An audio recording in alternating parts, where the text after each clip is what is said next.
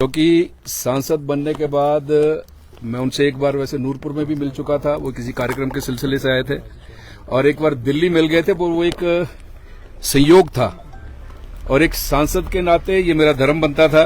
तो मैंने माननीय राज्यपाल जी से 7-8 दिन पहले समय लिया था, तो मैं उस नाते केवल कर्टसी कॉल करने आया था।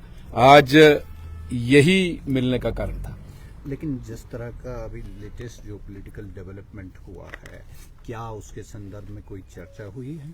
और इसके साथ साथ आप इस डेवलपमेंट को किस तरह से देखते हैं? What is your take on this? आपके पहले प्रश्न का मैं जवाब दूं, उसमें मैं इसके लिए अधिकृत नहीं हूं, क्योंकि ये जो कल का जो घटनाक्रम हुआ, वो मेरी मुलाकात महामहिम से वो एक महज संयोग है, क्योंकि मैंने बहुत पहले समय ले लिया था।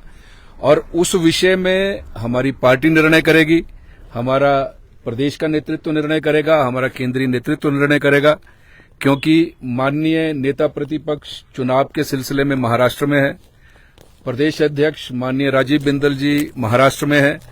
मैं केवल संयोगवश, आज समय था मेरा तय किया गया था, उसके नाते यहां आया हूं। और आपका दूसरा जो प्रश्न है, इस विषय में कोई चर्चा नहीं हुई है महामहिम से।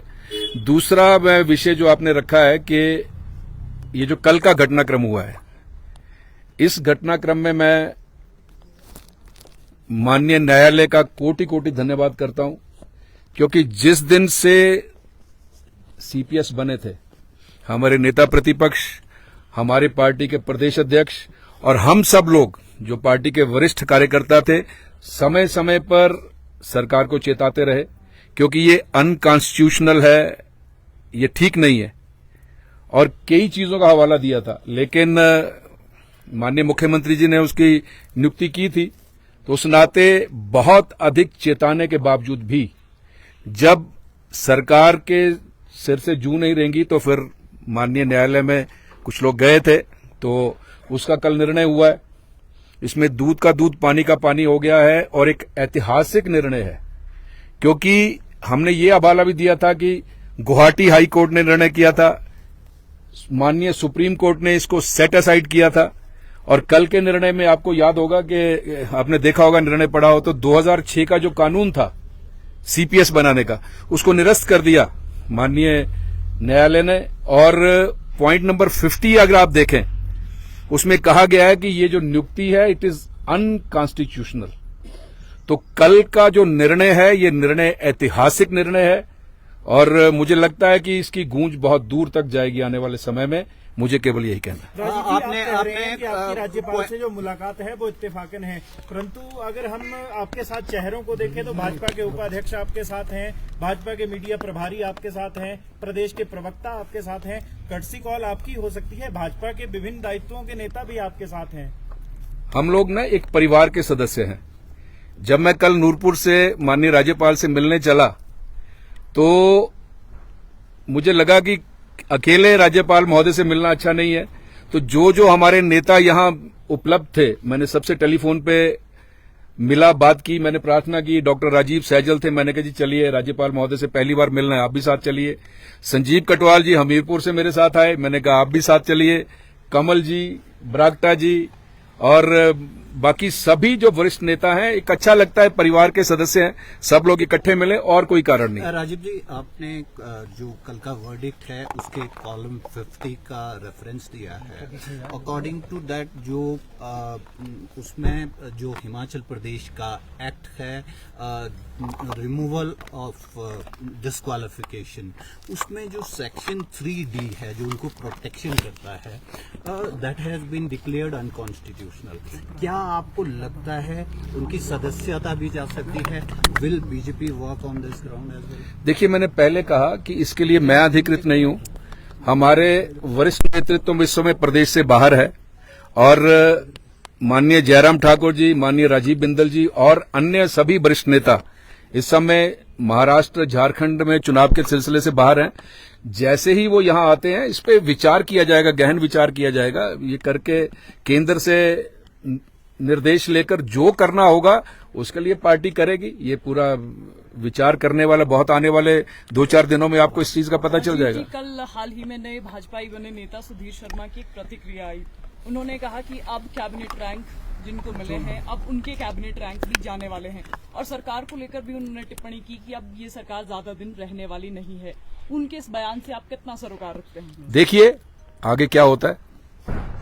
सर, सरकार के 2 साल पूरे होने वाले हैं, किस तरह से देखते हैं इन कार्यकाल को?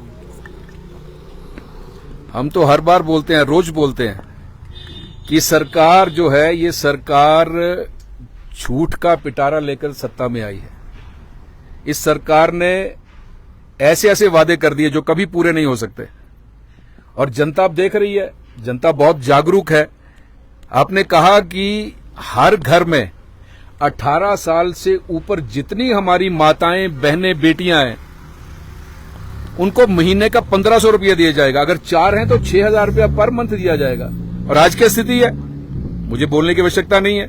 अब सारा मामला पंचायत के ऊपर फेंक दिया और मैं परफॉर्मा देख रहा था, जो मैंने 4-5 दिन पहले वो परफॉर्मा मंगवाया जो उन्होंने एलिजिबिलिटी रखी है 1500 रुपया मिलने की, उसको यदि देख लिया जाए तो मुझे लगता है कि 5% महिलाओं को भी उसका लाभ नहीं मिलेगा। जबकि वीडियोस वायरल हैं, आपने देखे होंगे, सब वीडियोस वायरल हैं, बड़े बड़े नेताओं के वीडियोस हैं। उन्होंने कहा था कि 1 है तो 1500, 2 है तो 3000, 3 है तो 4500, 4 है तो 6000 रुपया महीना दिया जाएगा हर महिला को। 22 लाख महिलाएं हैं पूरे हिमाचल प्रदेश में। अब देखिए क्या करते हैं, जनता इंतजार कर रही है। आपने कहा हर वर्ष 1 लाख नौकरी दी जाएगी। अगले महीने 2 वर्ष पूरे हो जाएंगे।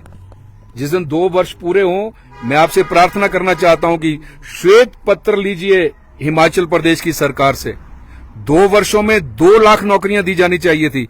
कितनी नौकरियां दी गई हैं ये जवाब आप लोग ले सकते हैं दिसंबर में। और कितने निर्णय किए, और कितने 300 यूनिट बिजली फ्री दे देंगे। माननीय जयराम ठाकुर जी इस प्रदेश के मुख्यमंत्री थे, कोई वादा नहीं किया था हमने। जब हम सत्ता में आए थे हमने कोई वादा नहीं किया था कि हम बिजली मुफ्त देंगे। जयराम ठाकुर जी को लगा कि ये पावर सरप्लस स्टेट है और इस समय हम इस स्थिति में हैं कि हम दे सकते हैं, तो 125 यूनिट बिजली फ्री दी और वो हुआ, आप सबने देखा। इस सरकार ने अपने एजेंडे में लिख दिया, मैनिफेस्टो में, कि हम 300 यूनिट बिजली फ्री देंगे। और आज क्या स्थिति है, 300 यूनिट बिजली तो क्या फ्री देनी थी, 25 यूनिट बिजली उसको भी रोक दिया गया है। और इंतजार कीजिए, बिजली कितनी महंगी होने जा रही है हिमाचल प्रदेश में, ये आप आने वाले समय में देखेंगे। जनता इंतजार कर रही है अब तो आने वाले विधानसभा के चुनाव का, और क्या स्थिति सरकार